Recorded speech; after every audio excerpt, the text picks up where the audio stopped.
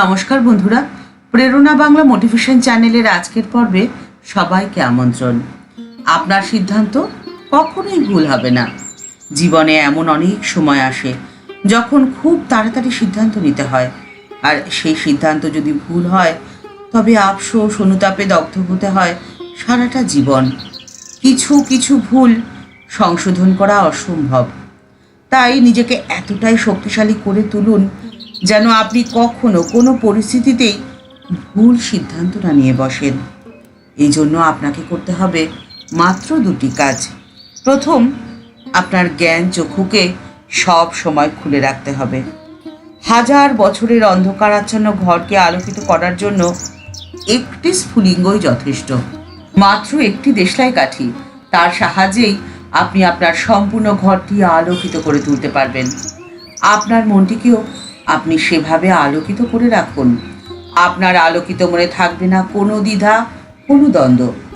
সংকটের সময়, বিপর্যয়ের সময় সাধারণত অন্যের ঘাড়ে দোষ চাপানোর স্বাভাবিক একটা প্রবণতা লক্ষ্য করা যায়। আবার অনেক ক্ষেত্রে দেখা যায় আপনার কোনো ভুলকে হাইলাইট করে সমস্যার সমাধানের এক আজব প্রক্রিয়া চলে। সেটি হলো আপনাকে ছোট করে নিজেকে মহান করার প্রচেষ্টা। সংসারে, সমাজে, কর্মজগতে এই জটিল পরিস্থিতির মুখোমুখি হয়ে নিজেকে স্থির রাখাটা একটা বিরাট চ্যালেঞ্জ। ঠাকুর বলছেন, আম খেতে এসেছো, আম খাও। কত ডাল, কত পাতা, এসব হিসেবের তো কোনো দরকার নেই। অর্থাৎ অনাবশ্যকভাবে মনকে অস্থির করা বা আত্মপ্রশংসা করা বা কারো সমালোচনা করার অর্থ নিজেকে দুর্বল করা। যারা অজ্ঞানতার অন্ধকারে রয়েছেন তারাই এমনটা করতে পারেন। আলোকিত মনে এ কাজ করা সম্ভব নয়। ঠিক যেমন দুর্যোধন অজ্ঞানতার প্রকৃষ্ট উদাহরণ।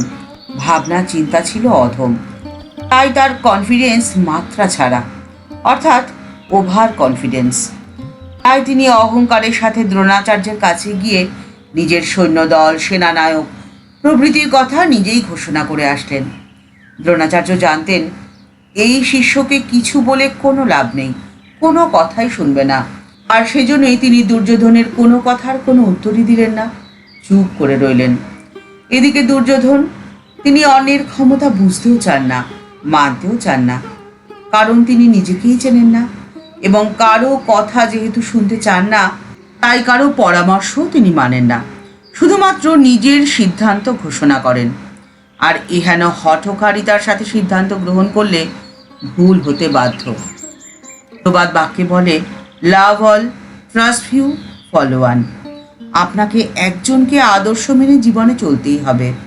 তিনি মশাল হাতে আগে আগে চলবেন আপনাকে পথ দেখিয়ে, আর আপনি তাকে অনুসরণ করবেন মাত্র। আর তখন আপনার সমস্ত সিদ্ধান্ত সঠিক হবে, কোনো ভুল আপনি করবেন না। 1894 খ্রিস্টাব্দে স্বামীজি তার গুরু ভাইদের লিখেছিলেন, গুরু পরম্পরা ভিন্ন কোনো কাজই হয় না। গুরু পরম্পরা অর্থাৎ সেই শক্তি যা গুরু হতে শিষ্যে আসে আবার তার শিষ্যে যায়, তা ভিন্ন কিছুই হবার নয়। এটি শুরু হয়েছিল ভগবান শ্রীরামকৃষ্ণের আবির্ভাব থেকে। যে স্বর্গীয় জ্যোতি শ্রীরামকৃষ্ণ রূপে উজ্জ্বলিত হয়েছিল তা অনেক কোটি আলো জ্বালিয়ে দিয়ে 1886-তে আবার উৎসে ফিরে গেছিল। দ্বিতীয় উপায়টি হলো আপনার অন্তরে শুদ্ধ সত্যের প্রভাব বাড়িয়ে তুলতে হবে। কিন্তু কিভাবে?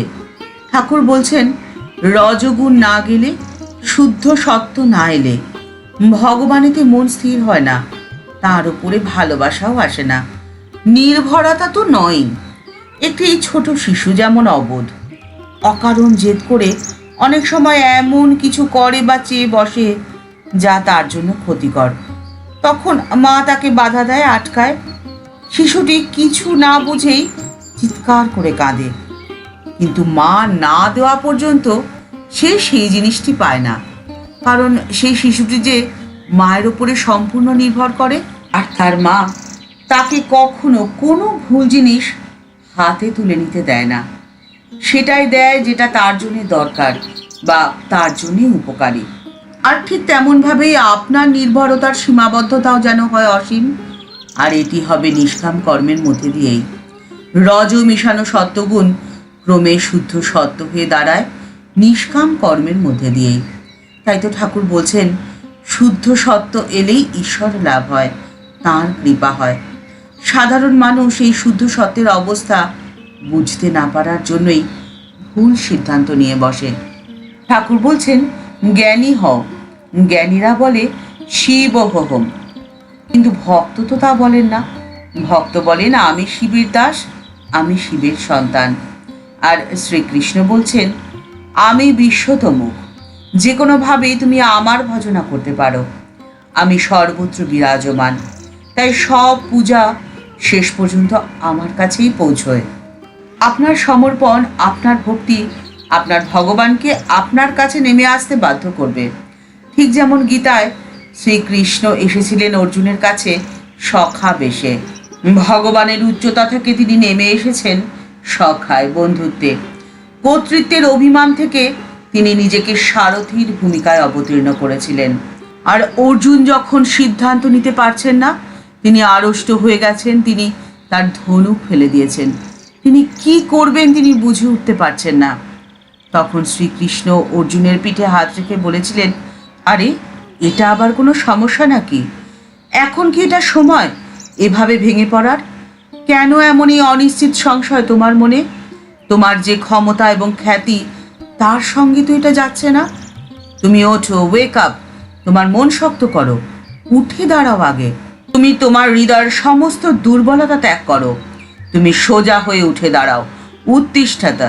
কৃষ্ণ বলছেন, তুমি উৎসাহ বা উত্থানের কথা না ভেবে যে জিনিস তোমার একটু ভাবার কথা নয় বা কষ্ট পাওয়ারও কথা নয়, সেটা নিয়ে তুমি ভাবছো, কষ্ট পাচ্ছ।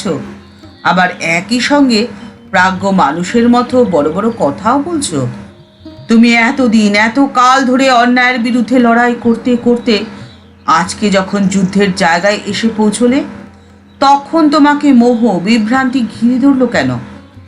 ভগবান কৃষ্ণ একটু ক্রুদ্ধভাবেই অর্জুনকে বললেন, এরকম ক্লীবতার আচরণ করা এই যুদ্ধক্ষেত্রে দাঁড়িয়ে, এটা তোমাকে মানায় না।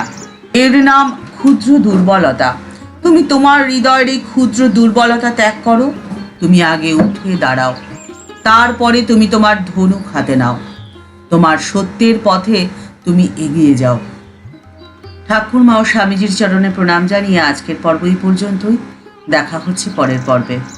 ভিডিওটি যদি ভালো লেগে থাকে তাহলে এটা শেয়ার করার অনুরোধ রইল। আর এই চ্যানেলকে ভালোবেসে যারা এই পরিবারের সদস্য হয়ে গেছেন তাদের জানাই ভালোবাসা, শ্রদ্ধা, প্রণাম। আর যারা এখনও এই চ্যানেলটি সাবস্ক্রাইব করেনি তাদের কাছে বিনীত অনুরোধ রইল চ্যানেলটি সাবস্ক্রাইব করে বেল বাটনটা ক্লিক করে দিয়ে অল বাটনটিতে ক্লিক করে দেওয়ার জন্যে। তাহলে এই চ্যানেলে ভিডিও আপলোড হওয়ার সাথে সাথে আপনার কাছে নোটিফিকেশন চলে যাবে। সবাই ভালো থাকবেন, সুস্থ থাকবেন। নমস্কার।